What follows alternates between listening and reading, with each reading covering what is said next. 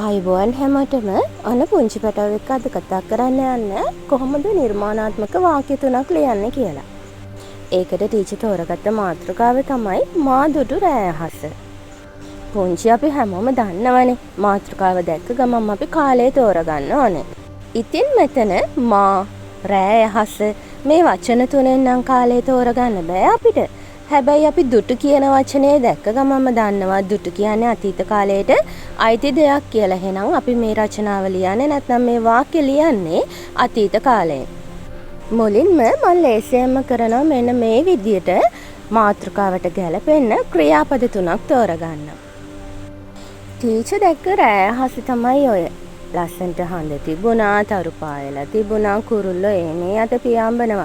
අපි දන්නවා නිශාචර කුරුල්ලෝ රාත්‍රී කාලේ සැරිසරන කුරුල්ලෝ රාත්‍රියේ අහස මෙන්න මේ විදියට ලස්සන අලංකාර දසුනක් මවනවා කියලා. එහෙනම් ටීචර් තෝරගත්ත ආඛ්‍යාත තුනට නැත්නම් ක්‍රියාපද තුනට ලස්සන වාක්‍ය ටිකක් අපි නිර්මාණය කරමු. දුටුවෙමි කියන ක්‍රියාපදයට මම මේ විදියට වාක්‍යයක් හදනවා. මම රාත්‍රී අහසේ රන් තැටියක් මෙන් බබලන සඳ දුටුවෙමි. සඳ වට සිටින තරු පොකුරු වලින් අහස පිරී ඉතිරී තිබෙන අයුරු මම දැක්කෙමි. බලන්න පුතේ පොකුරු වලින් කියනකොට තනි වචනයක් විදියට තමයි දක්වලා තියෙන්නේ. ගොඩක් දරුවෝතන කරන වැරද්දක් තමයි පොකුරු වලින් කියන එක වචන දෙකකට ලියනවා. අපි වචන දෙකකට ලියන්නේ. ඒක තනි වචනයක් විදියට තමයි ලියන්නේ. රාත්‍රියේ නිහඬියාව බිඳින නිශාචරයෝ මාදුටු රෑ අහස පුරා මේ අත පියාඹි වූහ.